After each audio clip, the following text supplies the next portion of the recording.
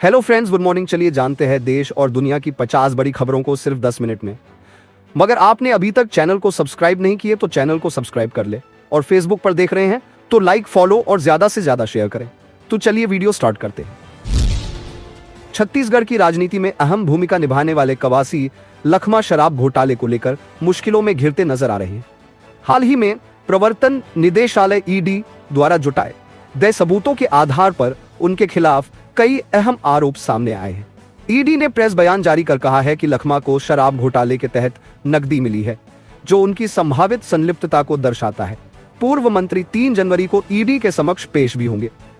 पिछले महीने जब ईडी ने लखमा और उनके करीबी सहयोगियों के ठिकानों पर व्यापक छापेमारी की तो विवाद और बढ़ गया। रायपुर, सुकमा और धमतरी में छापेमारी की गई, जिसमें न केवल राजनीतिक नेताओं बल्कि घोटाले से जुड़े ठेकेदारों को भी निशाना बनाया गया। इन छापों के दौरान ईडी ने कथित तौर पर कई डिजिटल डिवाइस जब्त की, जिनमें लखमा के खिलाफ मामले को मजबूत करने वाले महत्वपूर्ण सबूत हो सकते हैं।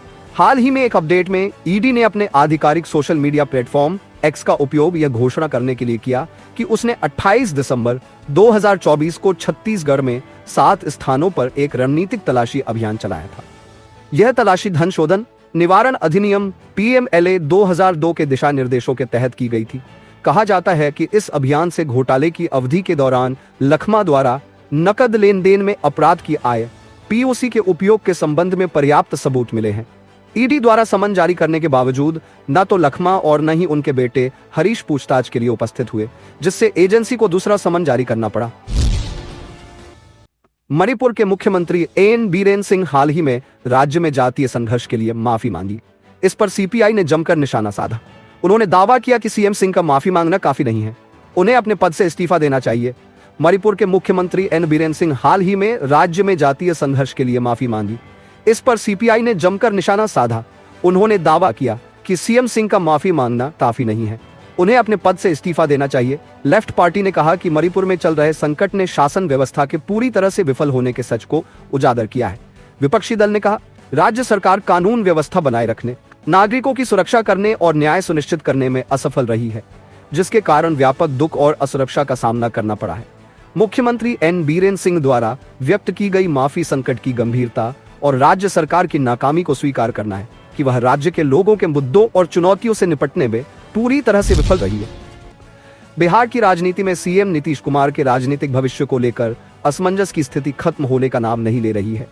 RJD सुप्रीमो लालू यादव के दरवाजा खुला रखने वाले बयान ने तो बीजेपी के खेमे में हड़कंप मचा दिया है। हालांकि दिल्ली की तरह पटना के मौसम में भी ठंडक बरकरार है, लेकिन लालू यादव और RJD के नेता अपने बयानों से सियासत में गर्मी ला रहे हैं। लालू यादव ने एक इंटरव्यू में कहा है कि CM नीतीश कुमार के लिए दरवाजे खुले हैं। लालू यादव के इस बयान के बाद डिप्टी CM सम्राट चौधरी ने भी उनके खिलाफ मोर्चा खोलते हुए कहा, लालू यादव दिन नहीं सपना देख रहे हैं।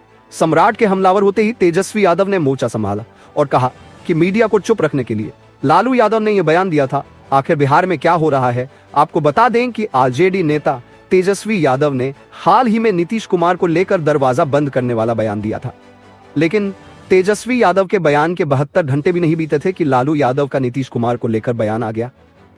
ऐसे में बिहार की सियासत में अगर खिचड़ी पक रही है तो पका कौन रहा है? क्या बिहार विधानसभा चुनाव से पहले बिहार में एक बार फिर से राजनीतिक भूचाल आने वाला है? लालू यादव का यह कहना है कि नीतीश कुमार के लिए तो दरवाजा हमेशा ही खुला रहता है, लेकिन वही बार बार दरवाजे से बाहर चले जाते हैं। क्या लालू का यह बयान नीतीश कुमार के लिए ग्रीन सिग्नल का संकेत तो नहीं है? भारतीय कप्तान रोहित शर्मा को बॉर्डर गावस्कर ट्रॉफी के 5वें और आखिरी टेस्ट से बाहर कर दिया गया है। 3 जनवरी से सिडनी में खेले जाने वाले इस निर्णायक मैच में रोहित तो प्लेइंग 11 में जगह नहीं मिलेगी। मेलबर्न में खेले गए बॉक्सिंग डे टेस्ट गंवाने के बाद से ही रोहित शर्मा के संन्यास लेने की अफवाहें मीडिया में तैर रही थी, मगर अब इतना तो तय हो चुका है कि हिटमैन सिडनी टेस्ट में नहीं खेलेंगे। उनके संन्यास की पुष्टि हम सोने चांदी के दाम में आज यानी 3 जनवरी को बढ़त है। India bullion and jewellers association IBJA के अनुसार 10 ग्राम 24 कैरेट गोल्ड का भाव 186 रुपए बढ़कर 76,769 रुपए पर पहुंच गया है। इससे पहले सोने की कीमत 76,583 रुपए प्रति 10 ग्राम थी। वहीं चांदी का भाव आज 852 रुपए बढ़कर 86,907 रुपए पर पहुंच गया। कल चांदी 56,55 रुपए प्रति किलोग्राम थी। वहीं 23 अक्टूबर को चांदी ने 99, 151 रुपए और 30 अक्टूबर को सोने ने 79, 681 रुपए का ऑल टाइम हाई बनाया था।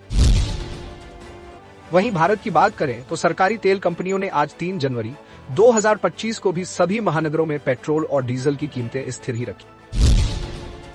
महाराष्ट्र की राजनीति में एक बार फिर बड़ी हलचल मच गई है। एक और मुंबई में बीएमसी चुनाव के लिए उद्धव ठाकरे एडी चोटी का बल लगा रहे हैं, तो दूसरी ओर पुणे में उनकी पार्टी के लिए मुश्किल खड़ी होती दिख रही है। दरअसल पुणे में शिवसेना यूबीटी के 5 नगर सेवक मुख्यमंत्री देवेंद्र फडणवीस के संपर्क में है और जल्द ही बीजेपी में शामिल हो सकते हैं। दरअसल पुणे नगर निगम में 10 नगर सेवक उद्धव ठाकरे गुट के थे। हालांकि शिवसेना के बंटवारे के बाद नाना भंगिरे ने एकनाथ शिंदे का साथ दिया। इसके अलावा विधानसभा चुनाव में टिकट पाने के लिए येरवड़ा से अविनाश साल्वे कांग्रेस में शामिल हो गए। ऐसे में उद्धव ठाकरे गुट के 8 नगर सेवक ही बचे। अब इनमें से 5 और नगर सेवक बीजेपी में शामिल होने की तैयारी कर रहे हैं, जो कि उद्धव ठाकरे के लिए बहुत बड़ी समस्या है। गौरतलब है कि महाराष्ट्र विधानसभा चुनाव 2024 में उद्धव ठाकरे की शिवसेना का प्रदर्शन काफी खराब रहा। अब महानगर पालिका चुनाव से पहले पुणे में उद्धव ठाकरे को फिर बड़ा झटका लगा है। अब चर्चा चल रही है कि जो 5 नगर सेवक देवेंद्र फडणवीस के संपर्क में, वो 5 जनवरी तक बीजेपी ज्वाइन कर सकते हैं। राज्यसभा सांसद और उद्धव शिवसेना के नेता संजय राउत अपने बयानों को लेकर खासे चर्चा में रहते हैं। आज यानी कि गुरुवार को उन्होंने एक बयान में दावा किया कि केंद्र की मोदी सरकार 2026 में नहीं बचेगी। संजय राउत ने कहा कि मुझे संदेह है कि केंद्र सरकार 2026 के बाद बचेगी या नहीं। मुझे लगता है कि मोदी अपना कार्यकाल पूरा नहीं करेंगे और केंद्र सरकार अस्थिर हो जाएगी। उन्होंने कहा कि इसका असर महाराष्ट्र पर भी पड़ेगा। उन्होंने एकनाथ शिंदे पर निशाना साधते हुए कहा कि वह पीएम नरेंद्र मोदी और गृह मंत्री अमित शाह की रणनीति। जमाते इस्लामी हिंद ने आज दिल्ली में प्रेस कॉन्फ्रेंस करके केंद्र सरकार के सामने कुछ बड़े सुझाव रखे हैं। जमाते इस्लामी दिल्ली ने सरकार से साल 2025-2026 के बजट में कुछ अहम प्रावधानों को जोड़ने की मांग की है। संगठन ने कहा है वित्त विभाग को अगला बजट पेश करने से इन खास बातों का ध्यान रखना चाहिए। जमाते इस्लामी ने इस संबंध में खास तौर पर अपनी 10 मांगे सामने रखी है। जमाते इस्लामी हिंद ने इसी के साथ यूपी के संभल मामले पर भी अपनी बात रखी है। संगठन की तरफ से कहा गया है कि संभल में केवल बदला लेने की मानसिकता से काम हो रहा है। साल 1978 के कुछ केसों को खोला गया है और उस केस को खोलकर सिर्फ बदले की राजनीति हो रही है। संगठन ने कहा कि बिजली के केस में पहले कोई कार्रवाई नहीं हुई, लेकिन अब कार्रवाई हो रही है। ऐसा जानबूझकर हो रहा है।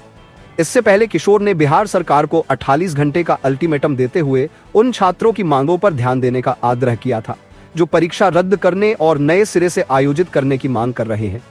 जन सुराज प्रमुख प्रशांत किशोर ने मीडिया से बात करते हुए कहा, अगर छात्रों के साथ अन्याय होता है तो हम पूरी ताकत से उनके साथ खड़े होंगे। 13 दिसंबर को आयोजित संयुक्त प्रतियोगी परीक्षा में प्रदेश की राजधानी पटना के बापू भवन परीक्षा केंद्र पर प्रश्न पत्र लीक होने की अफवाह फैल रही थी, जिसके बाद सैकड़ों उम्मीदवारों ने विरोध दर्ज कराने के लिए परीक्षा का बहिष्कार भी किया था। इसके बाद बीपीएससी ने बापू परीक्षा परिसर में फिर से परीक्षा आयोजित करने का आदेश दिया। दूसरी तरफ छात्र पूरी परीक्षा को रद्द करने की मांग को लेकर पटना के गर्दनीबाग में धरने पर बैठ गए थे। जन सुराज के संस्थापक प्रशांत किशोर ने रविवार को पटना के गांधी मैदान में छात्र संसद का आयोजन किया गया था। इसके लिए प्रशासन ने उनको अनुमति नहीं दी थी। इसके बाद छात्र मुख्यमंत्री आवास की ओर मार्च करने लगे। प्रदर्शन कर रहे छात्रों को हटाने के लिए पुलिस द्वारा बल प्रयोग किया गया। पुलिस ने लाठीचार्ज और वाटर कैनन का प्रयोग किया था। पुलिस ने रविवार को पटना के गांधी मैदान में विरोध प्रदर्शन के बाद किशोर सहित 700 व्यक्तियों के खिलाफ मामला दर्ज किया है। आप प्रवक्ता प्रियंका कक्कड़ ने बुधवार को पलटवार किया। उन्होंने भाजपा पर दिल्ली की कानून व्यवस्था खराब करने का आरोप लगाया। आप प्रवक्ता ने बुधवार को कहा, दिल्ली की जनता ने भारतीय जनता पार्टी दिल्ली की कानून व्यवस्था का दिया था, लेकिन उन्होंने इस काम को भी बद से बदतर कर दिया। भाजपा को अरविंद केजरीवाल को गाली देने के अलावा और कोई काम नहीं है। जब से अरविंद केजरीवाल ने संजीवनी योजना, महिला सम्मान योजना और पुजारी ग्रंथी सम्मान योजना का ऐलान किया है, तब से भाजपा की नींद उड़ी हुई है। भाजपा के प्रदेश अध्यक्ष वीरेंद्र सचदेवा के अरविंद केजरीवाल को पत्र लिखकर दिल्ली की जनता से प्रदेश को गंदा करने के लिए माफी मांगने के लिए कहने पर प्रियंका कक्कड़ ने कहा, भाजपा सिर्फ फर्जी आरोप लगाती है और भाग जाती है। भाजपा का यही काम है। उनके पास न कोई विजन और न ही कोई लाइन है। वह बस अरविंद केजरीवाल के कामों में अडंगा डालती है। कांग्रेस के इस दावे पर कि उनकी मदद के बिना आप दिल्ली में सरकार नहीं बना पाएगी। आप नेता ने कहा, दिल्ली में आम आदमी और भाजपा के बीच मुकाबला है। अरविंद केजरीवाल के राष्ट्रीय स्वयंसेवक संघ RSS प्रमुख मोहन भागवत को पत्र लिखने पर प्रियंका कक्कड़ ने कहा, हमारे नेता ने पूछा है कि क्या वह सभी खबरों में आपको कौन सी खबरें अच्छी लगी है, हमें कमेंट करके जरूर बताएं। फिर मिलते हैं अगली बड़ी खबर के साथ, तब तक के लिए जय हिंद।